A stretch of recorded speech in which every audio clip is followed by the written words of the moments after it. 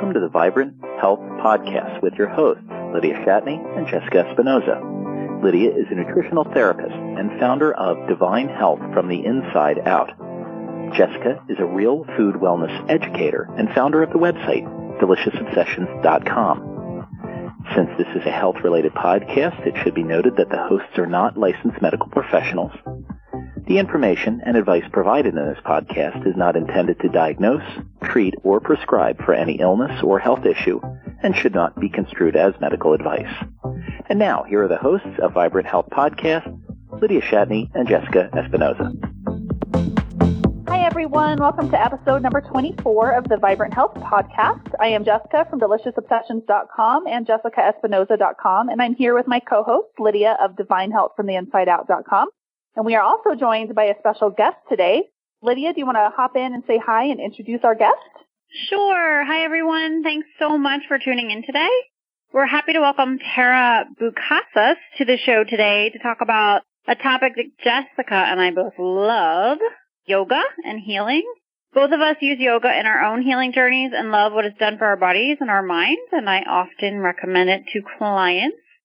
Tera is the founder of the RealFitYoga.com website and creator of the amazing yoga program, Yoga for Healing. And we can't wait to have you hear her journey with yoga and healing because we know it's going to resonate with you and many of you on your own journeys as well. So let's dive in and welcome Tera. Thanks so much. Please tell us a little bit about yourself. Hello. Thanks for having me. So do you want me to dive right into my story or... Sure. I think, we were talking before we started recording, and I think what you have to say, like your own experiences, is going to resonate so much with our readers because you have gone through what a lot of us are struggling with right now. So, yeah, just dive in and tell us all about you. Yeah, and honestly, it's always so nice to hear that other people are going through it because I know for me that it felt like I was the only person for a while there. Mm-hmm. I was thought I was crazy. So, right? Yeah, it's always great to hear other people are dealing with similar things. It feels like there's hope. So yeah, my journey started a few years ago, actually. Only 2013, I really decided to change my life because I was a bartender. So I was living that sort of life and eating lots of pizza. And I ended up finding NTA, the Nutritional Therapy Association, which Lydia, you went through that too, right? Yes, that's correct. Yeah. So, and I don't know, it was time for a life change. There's nothing wrong with being a bartender, but I was like, I'm not going to be 50 and doing this.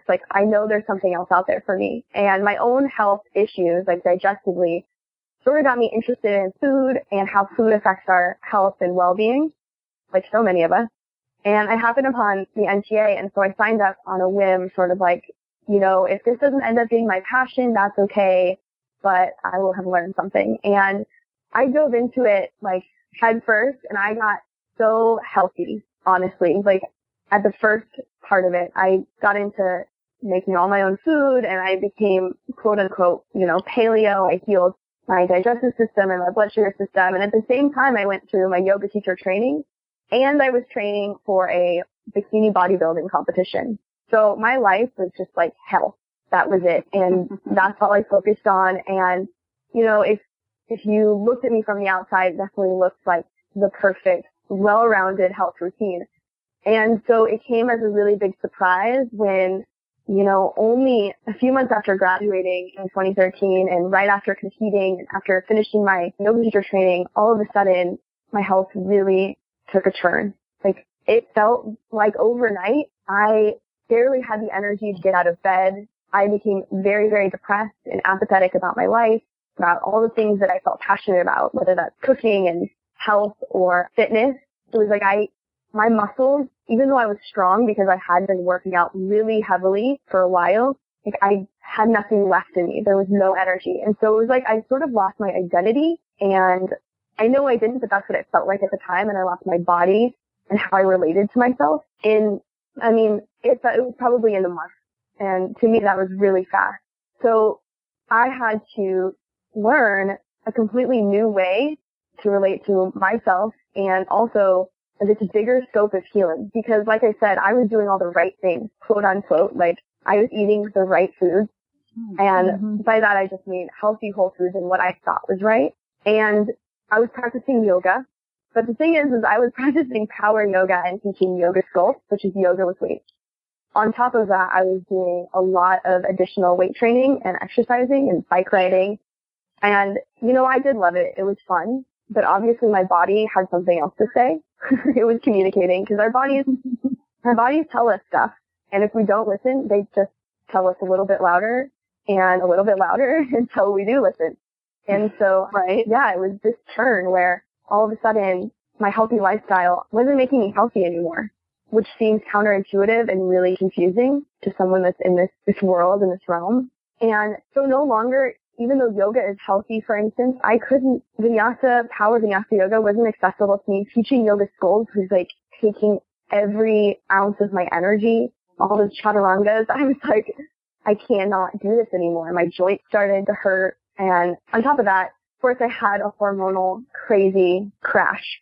So all of my sex hormones were pretty much zilch. My thyroid had pretty much stopped working. I had hypothyroid all of a sudden. I had an adrenal fatigue crash. So it seemed like I went from the highest of the highest to the lowest of the lows in a really quick amount of time. Now, of course, when I look back, I see signs. Hindsight's 20/20, and in the moment I didn't see it at all. Mm-hmm. So now I was in a place where all the forms of exercise that I was used to that made me feel good no longer made me feel good and were no longer healthy for me or accessible. Mm-hmm. And so as a yoga teacher, that was definitely I felt a lot of shame and embarrassment around that. It was like, how can I teach this and I can't even do this right now? And so there was a bit of time where I stopped doing everything. I gave myself a break because I didn't really have a choice. I stopped exercising and I gave myself rest and I didn't practice yoga as much. And then finally I realized doing nothing isn't the answer either. I need to do something, but it's going to look different and that's okay. And wrapping my head around that's okay was so difficult because we see all over the internet and social media, what fitness is and what you're supposed to do to be fit and healthy. And it's always something that's pretty intensive, right? Like HIIT or power vinyasa or CrossFit. And when you can't do those things, it feels a little less than to do something that's gentle or kind of what's the point? Why am I doing this thing? And I never thought I would be someone that got into gentle yoga. Not to say it was bad. I was really into power. That was my thing. I wanted to do crazy postures and handstands all day. So, wow. I had to start exploring. And so I did. I just said, I'm going to go into this with the beginner's mind and start exploring new types of yoga. Not just power vinyasa, not just yoga sculpt, what else is out there? And so I started going to restorative classes, yin-based classes, just gentle yoga nidra, and just going to different teachers and different studios and different types of classes and seeing how those felt. And honestly, it was still hard because it was a mental head game. It was mostly me beating myself up about the fact that I couldn't do the same amount of things that I was used to being able to do. And why can't I? And I'm eating all the right foods and I'm taking all these supplements. But that mindset does not help our healing. And that is one thing that I definitely learned, or the insight I gained through gentle yoga. Gentle yoga not only helps help my nervous system, help me to learn to relax, to be present, but to really face the things that were going on in my head and my belief system and shift those. Because I know you talked about, mindset. When we're in that mindset of negativity or not healing, we're probably going to keep ourselves in that place. And so it was during these slow, gentle practices where I had time to rest and really just confront what was going on that true healing from, the root started to come up. Not just, the eating healthy and moving my body healing, the emotional, spiritual healing that needed to happen first. And so I started to develop a new relationship with yoga and how I teach it and how I practice. And then also with myself, which is still an ongoing thing because, in our world, we're constantly being inundated with different other people's ideas of what is good and what is healthy. And so it is a struggle. But yoga helps me on my mat to really confront those and to see that there are so many different ways to move our bodies that are helpful and so many ways so many different kinds of bodies, and, you know, nothing is a one-size-fits-all approach, and nothing is, you know, the one perfect idea of health and wellness. So, yeah, I actually am friends with Nikki Trescott at autoimmunepaleo.com, and she had suggested to me when I first got my yoga teacher training certification that I should do a yoga for healing program, or like a healing type yoga, gentle yoga program. And I was not in a place to do it at that point. I was kind of like, yeah, I don't really understand. Like, that didn't resonate with me because I was in that power place. And then all of a sudden it clicked. You know, just earlier this year, it was like, I see how that's helpful, and I see how I can be of service to create something that way, and to help others start to slow their minds down, slow their bodies down, and heal through breath and movement, and heal emotionally and spiritually. So out came yoga for healing, and now I'm actually currently on my journey. I've just started to try to integrate a little more movement, a little more intensity of movement, but even that now it is a new thing, trying to learn your body and know when is enough, not to push too hard again, not to, you know, go back to the place that I started from. And so, yeah, it's a continual journey. It's not over yet, but that's what got me to where I am right now. Amazing. Amazing. Yeah, it is. Yeah, your story is so many people are going through similar things, and there's so much guilt associated with, you know, when you're used to living a certain lifestyle and being able to do a certain amount of activity every day, whatever that looks like for you, and then to all of a sudden your body just does not want to function anymore, and you can't do that. And that's something that I really struggled with, and even now, like, sometimes I'm like, oh, well, you know, is walking really enough? Is yoga really enough? Like, I want to just go, like, swing my kettlebells. Come on. But I know that if I go, like, we have a full set of kettlebells downstairs, and I'm like, if I do that, I know I'm going to be out for the count for like 2 days, probably completely fatigued. I know that I just can't do it. But there is that level. We're so ingrained in the society to feel like we have to lift weights, and we have to run marathons, and we have to do all this stuff in order to, like, be healthy and be fit. And making that shift into, like, understanding and allowing things like walking and yoga and just really gentle exercise to fill that void, and that it's okay, and that it's still very healthy. Like, you're not going to keel over from a heart attack because you're not out there running a marathon or something. Yeah. It's that huge mindset. So hard to wrap your head around that, though, because we are just, everyone's telling us otherwise. Like, I remember the same thing that you're talking about, like, trying to be okay with thinking walking and, like, some yoga is enough. Like, how can that be enough to keep me healthy? But truly, it's what you have to do sometimes. It's what your body is crying out for, right? Yeah. Yep. I really love your story, and I'm like, you're speaking my language. Thank you. It's not just me telling everybody this. So I had a similar story, but not quite, and I kind of had my own version of a crash. And so, you know, there's all kinds of people out there, and if you really don't understand how stress depletes the body, and what is stress? You know, stress is any demand on the body, right? And so it's interesting because I tie that in with your whole story, my whole story. We were basically robbing our mineral reserves, you know, doing this intensity, right, without knowing.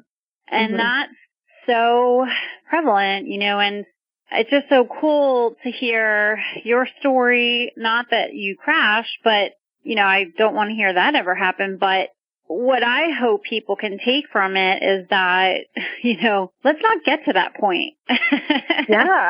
Right. And that's my goal, you know, because, you know, I'm kind of quote unquote preaching this message of health in terms of namely through the HTMA and minerals, but more than that, you know. But then there's this pervasive mindset out there that we can't get away from. So it's cool. So I love that what you're talking about starts with that, our pervasive society mindset of you gotta do more, bigger, better, faster, stronger kind of thing.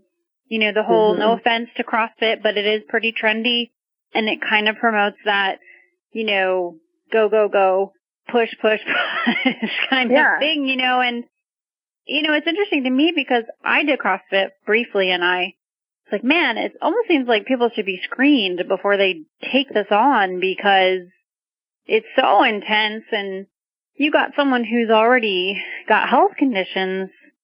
Pushing them harder is not really such a great idea. And so you have that side of it, and then you have the people who are already burned out.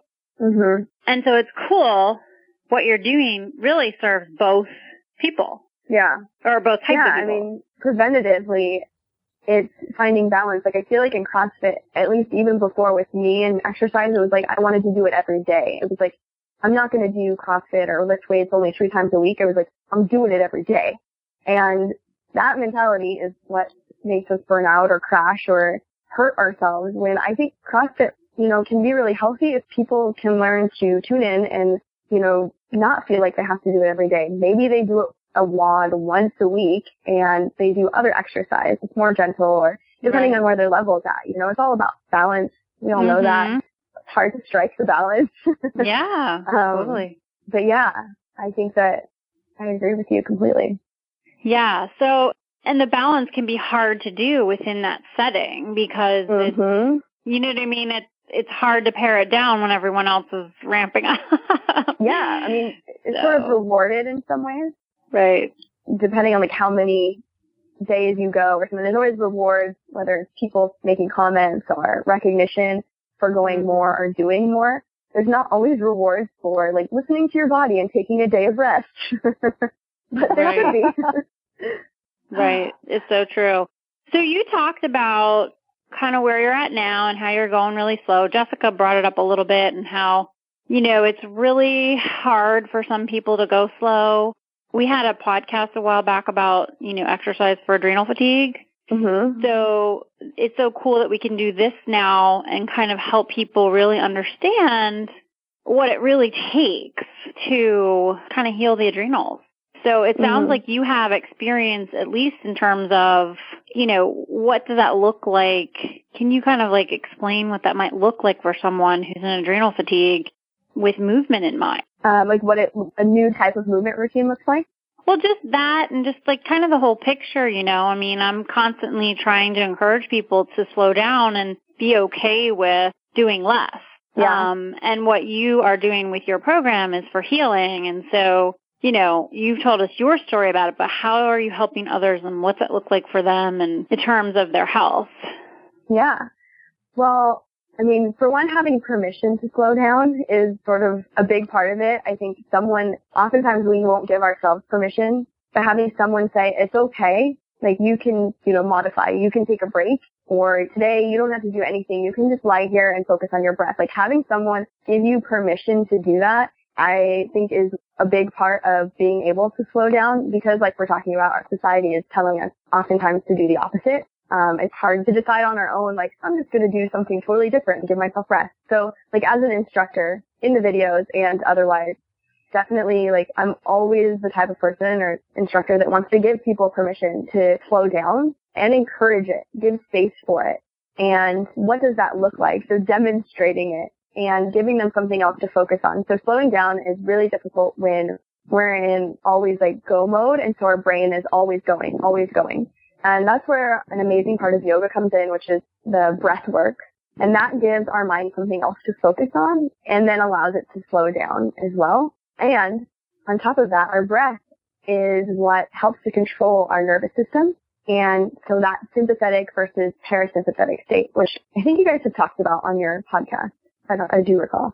But so parasympathetic is that rest and relaxed state where you can digest and start to detoxify and start to heal, and your immune system is on and things are working. And so that's where you're going to activate in yoga for healing, or in other gentle practices like walking, for instance, as opposed to the sympathetic, which is what's often activated in exercises that are really heavily cardiovascular intensive and causing you to breathe quickly, or when you're in a state of stress. So permission and slowing your mind down to focus in on your breath in order to activate a more rested nervous system and to facilitate your immune system and healing. Those are all huge parts of getting through the adrenal fatigue and healing with gentle movement. So yeah, I mean, slowing down from adrenal fatigue, if you've crashed at one point, obviously you almost don't even have a choice. Like Jessica was saying, like you can't get out of, like you can't do anything else. And so once you hit that place, giving yourself permission and time to rest and knowing that that's okay, like that is what your body needs, exactly what your body needs. And I mean, all I can say is I really understand that taking it slow is really hard, and it really feels like you're not doing anything because, you know, how is walking enough? How is gently stretching? How is focusing on our breath really going to help us? But it is 100% what you need. It is where your body will be able to rebuild itself. So yeah, I mean, I guess that's where I think that healing really takes place, is in that rested state, that parasympathetic state. And yoga is an amazing way to facilitate that and guide you into that place, even if you haven't been there in a while. Totally. Absolutely. I completely agree. We'll talk a little bit about your course. And so we know the inspiration for it and we kind of know your background. So let's talk a little bit more in depth about your course and what it offers for people. I've done the course and I think Lydia has as well. And I personally love it and I refer it to tons of people. I think that it really hits a niche that wasn't being filled elsewhere. And it's things that I've known for a long time of the benefits of gentle yoga for healing and helping to slow down and focusing on your breath work and the mind-body connection. Most people are not in tune with their bodies and in knowing how to listen to the signs. So this is stuff that I've known for a really long time, but let's talk a little bit about the importance of listening to your bodies and how yoga can help get you to that point where you're actually listening to the signals, because so many of us just plow through our days and we just totally ignore, like our bodies, like you were saying, you'll get little signals and you'll get little gentle nudges and they get worse and worse and worse until you get to a point where your body's like, hey, like you need to pay attention to me right now. Yeah. Yeah. You don't want to get to that point. So definitely. So yeah, let's talk a little bit about that. Yeah. Well, I would say a majority of people I know, and including myself, you kind of cut off feeling in some way in order to get through. You just like, I'm not going to listen to my body because I got stuff to do, basically. And that makes sense. But yoga is a way to build that like interoceptive awareness, that awareness of what's happening in our body. And how it does that is, it is an embodiment practice like that. And it is a practice. So, I mean, everyone should know that if you do one yoga class and you don't feel embodied and you don't feel in tune with your body, that's okay. Because it's going to take more than one practice. No, it's a slow, progressive thing. Yoga is not an overnight, like, cure to anything. It will facilitate healing and help you become embodied, but it's something that happens over time. So a big part of yoga, like I was saying, is that focus on your breath. And what that means is taking slower inhales and exhales and actually being of a present mind enough to, like, feel them come into your body and then leave your body, and connecting movement to that. So as you inhale, for instance, you'll like move your arms up, and having that connection of breath to movement starts to connect your mind's awareness to what your body is doing. And it's just repetitively doing this and quieting your mind. All of a sudden, you'll make space to hear what your body is telling you. Whereas when we're going through our day, go, go, go, go, go, we haven't created any space to hear our bodies. We're ignoring it completely. But when you're on your mat and, you know, someone is guiding you through, or you're doing your own yoga practice and it is slow and it's a time to have someone help you slow down, eventually you'll start to hear it. It'll start to come up. You'll be like, oh, I noticed there's a pain in my shoulder. Like, I've never noticed that before. But you never notice because we don't allow our brains to connect to our body in that way. We don't allow time and space to feel that. We're too busy. And so, yeah, yoga is like this place of discovery of your body. And it is, once again, like, it is a process. And I think that that's the part where people can get discouraged really easily. They feel like they tried yoga once and then they were like, yeah, that didn't work for me. And I understand that we want it to be instant because instant gratification is our world, but that's not how it is. And I believe true healing is something that is a process, and it is slow, and it's layer by layer. And yoga is just, we can even just call it, like, we can call it movement with intention. Like, if someone doesn't relate to the word yoga, like, it's intentional movement. That's what it is. And it's giving space for slowing your brain down and your body down.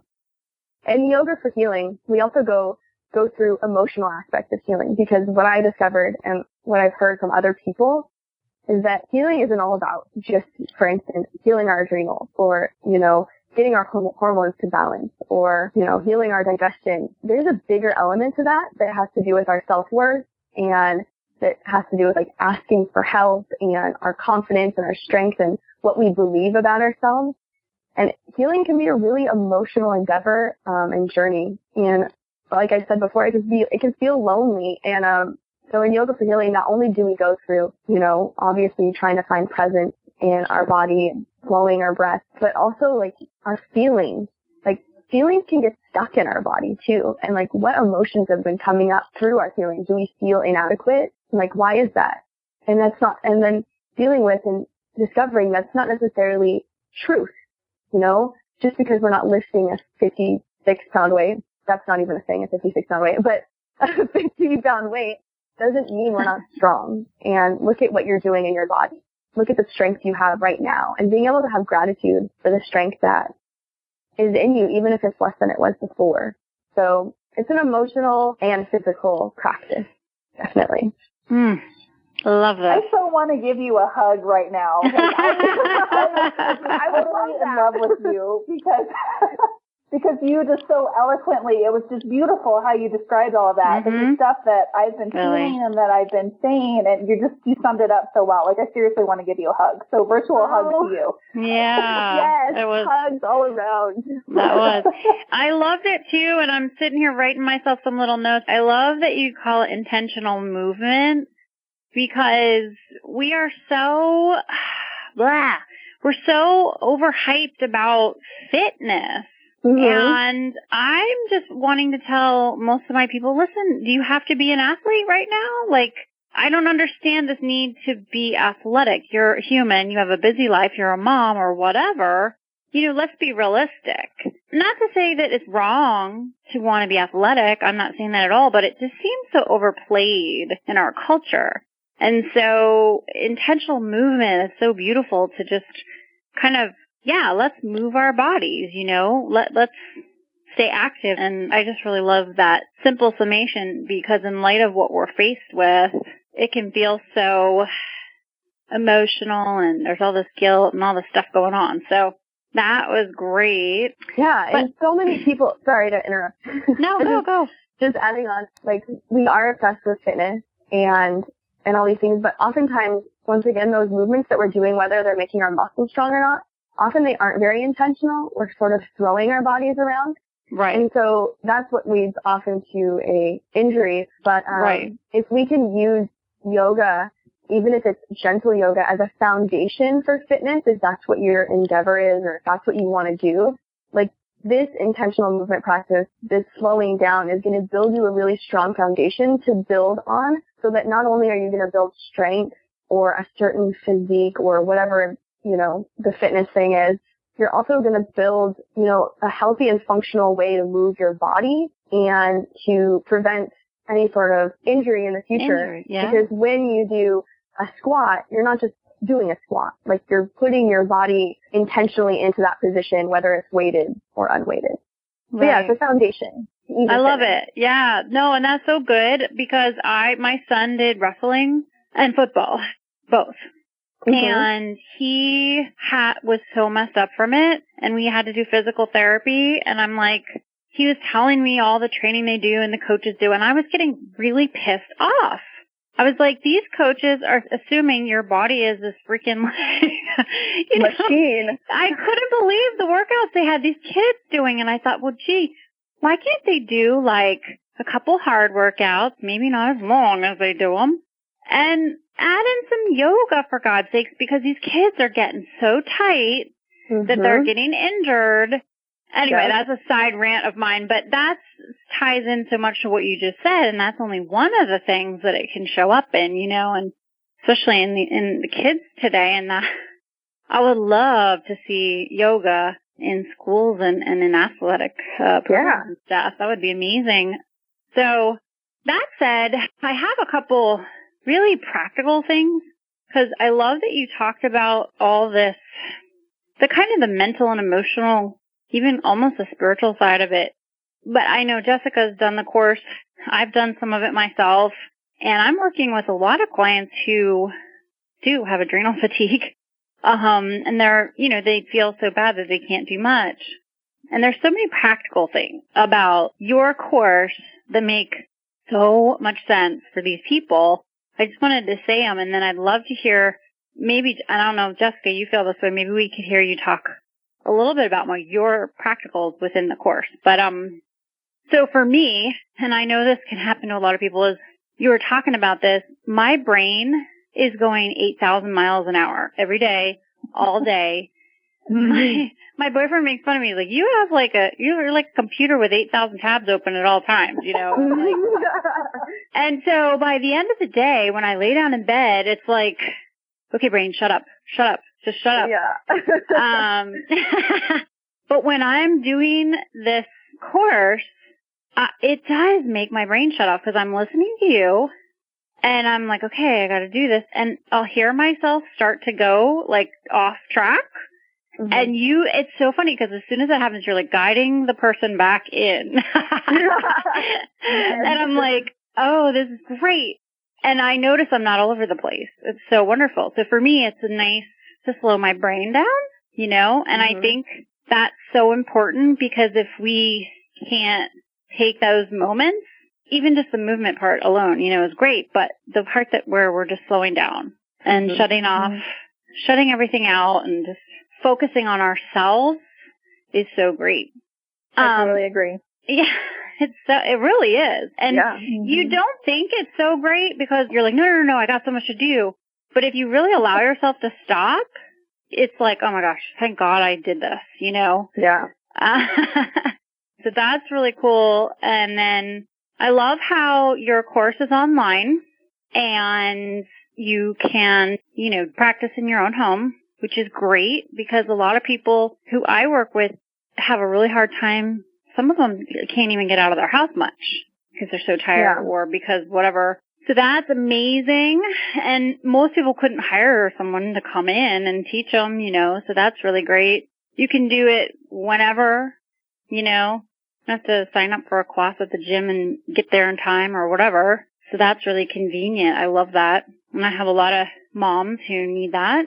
And for me, I'm an introvert. You might not know this. You might not think, oh my gosh, really? Yeah. But really what that means is I get most of my energy from my own time and I re-energize that way. Mm-hmm.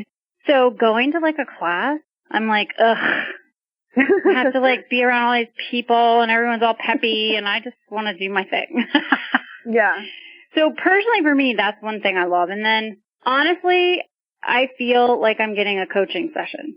Oh, good. Seriously, like you were talking about this just a minute ago about how you're kind of guiding people, and it's so true. You're doing movement, so you're getting this like form of exercise, but you're also getting like this coaching session because someone's guiding you the whole time, and it's really cool. So it's more than people realize, and I just wanted to point that out because you cover a lot in what you say through the session, and so it's really great on that front, too. And I just kind of want to point that out. It's almost like you're getting... Oh, go ahead. No, you can go ahead. It's almost like you're getting a little bit of therapy from Tera. Exactly.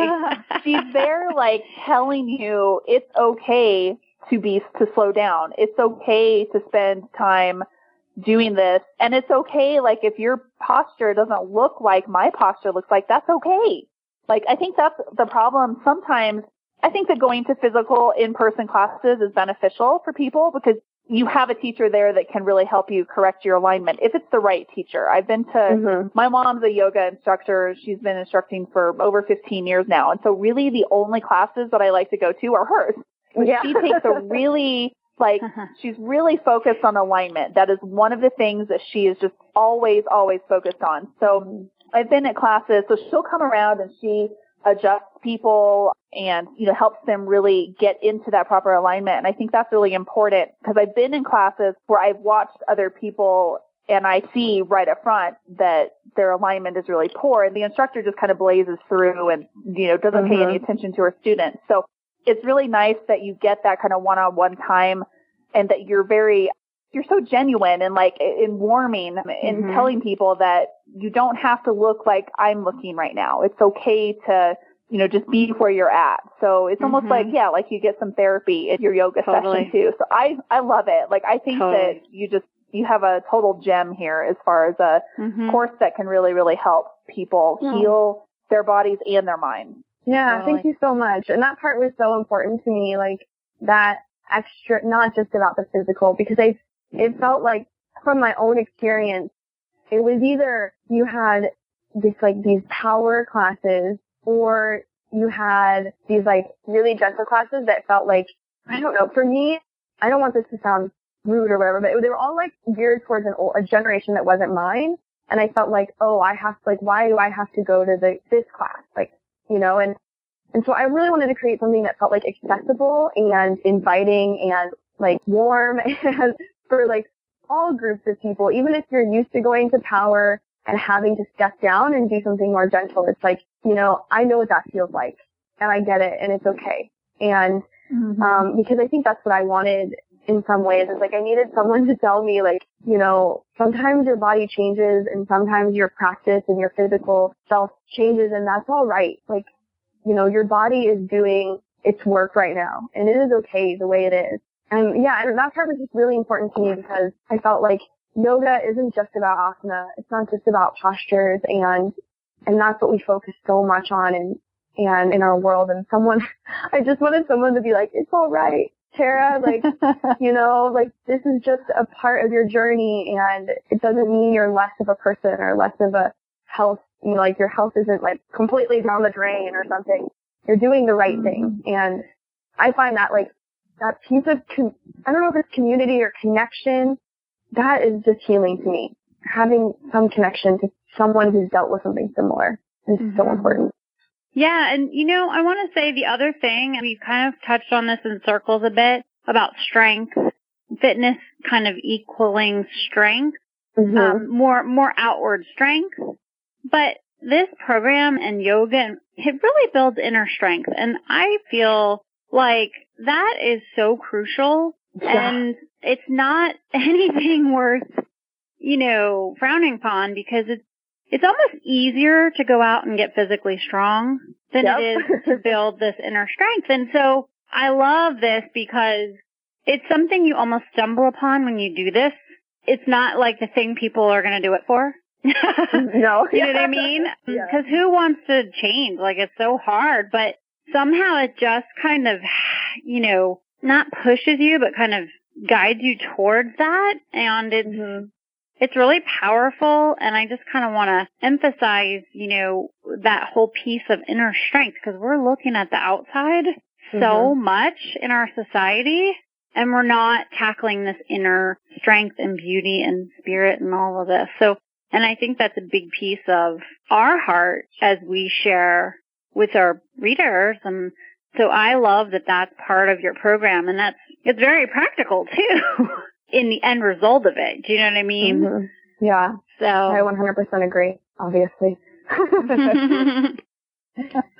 So yeah, I completely agree with what you said. And the one thing, this was actually, I kind of went off on a tangent. See, my brain sometimes doesn't work so well, but before, when I was talking about having the classes, the in-person classes, sometimes you'll get into, it's like almost like a competition. Like you feel like you have to keep up with the people in the class and that you need to emulate what other people are doing. So being able to do this alone in your home with you instructing, it kind of removes that, whether you mean to do it or not, sometimes just kind of happens when you're in that personal class. So this kind of removes that and allows you to focus on the healing aspects of it rather than getting caught up in like, oh, I need to look like this person on the mat next to me. So that was the whole point of what I was saying earlier.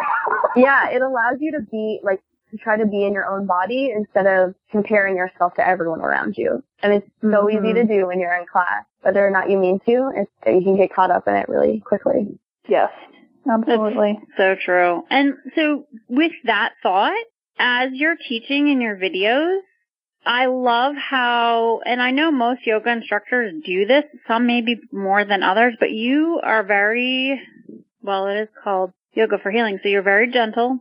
You're very calm with you're very soothing and calm, but you show people how to do this like they've never done it before. You know what I mean? Or like maybe they have an inability or something. Like some people have health issues that are holding them back a little. And so I love that about your videos is you kind of are very good about keeping almost anyone in mind. Yeah, I'm really glad you said that and it came off that way because it's totally what I wanted.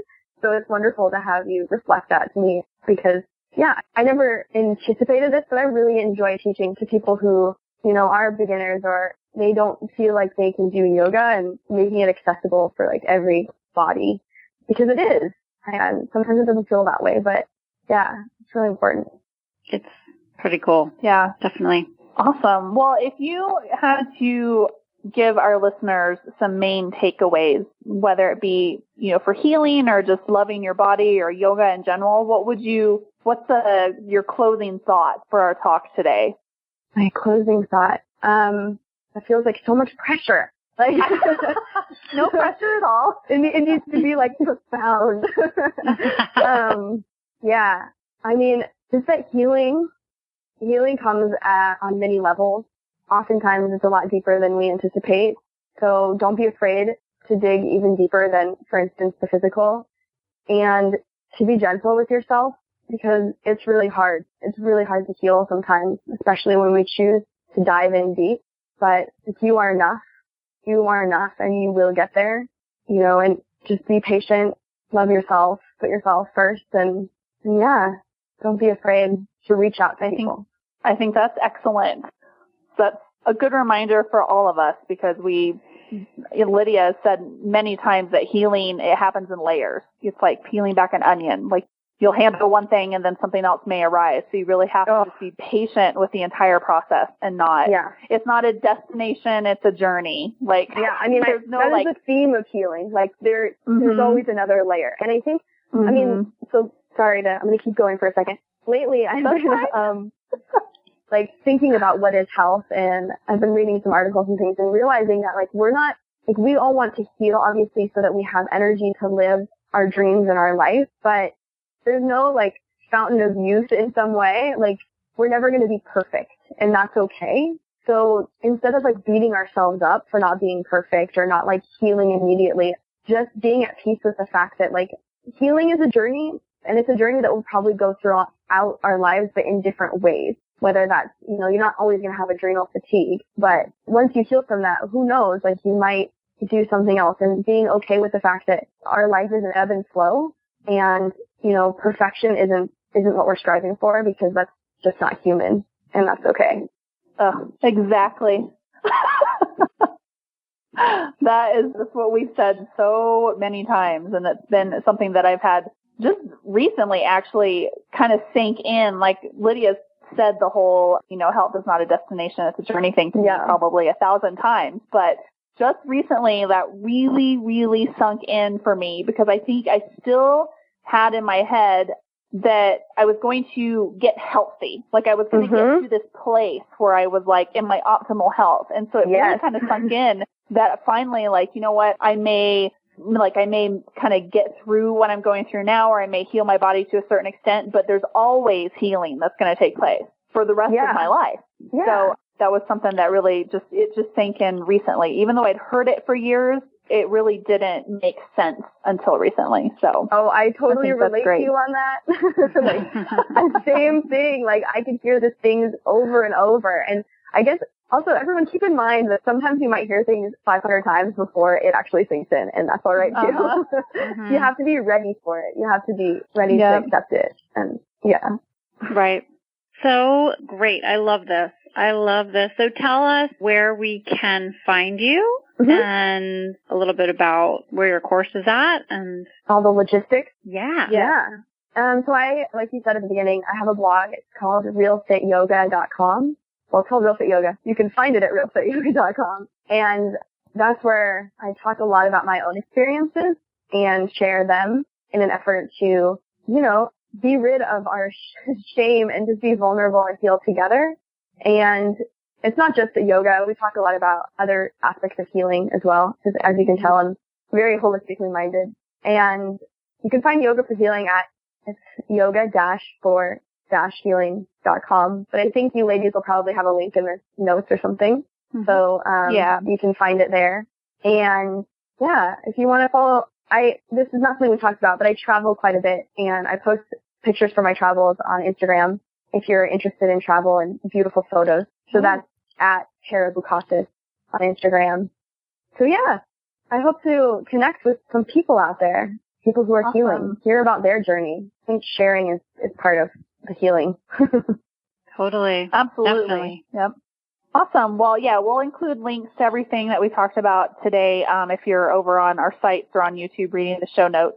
But yeah, definitely go check out Tera. We're going to go ahead and wrap up for the day, but as always, if you have any questions about anything, don't hesitate to let us know. You can contact any of us and let us know what questions you have.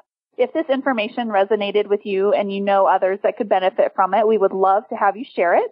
We'd also really appreciate it if you could leave us a review on iTunes or Stitcher. And so if you're on our sites or YouTube, we'll have links down below where you can leave a review. But if you're listening through iTunes or Stitcher on one of the apps, you can leave a review straight on there as well. It only takes a minute or so, and we really, really appreciate it. And anytime you share and review, it helps us just reach more people with our message of health and wellness. So we truly appreciate that. Please don't forget to stop by and say hi to Tera on her site, realfityoga.com. And I believe she has a newsletter as well, so you could connect with her there and keep up with all of her activities. She does do a lot of traveling, and she posts some excellent content over on her site. So I really encourage you to check it out and read a lot of that stuff. And then if you're looking for even more information on health and wellness, both Lydia and I have tons of information on our site. You can find me at jessicaespinoza.com, which is my main practice website and where I offer my 21-day sugar detox coaching. And then I have deliciousobsessions.com, which is my main real food and natural living website. So if you're looking for recipes or just do-it-yourself tutorials and things like that, you can check me out there. You can find Lydia over at divinehealthfromtheinsideout.com, and Lydia offers nutritional therapy consultations and also hair tissue mineral analysis services for those that are ready to take their health to the next level and kind of get a deeper look at what's going on in their bodies. And then lastly, if you have any suggestions for topics you'd like us to cover on future episodes, we would love to hear from you. We want to make these podcasts as educational and helpful for you as possible. So email us or leave a comment down below. And we all look forward to serving you and inspiring you to help live the healthiest, happiest lives possible. So have a great day, everyone. We'll be back again next week.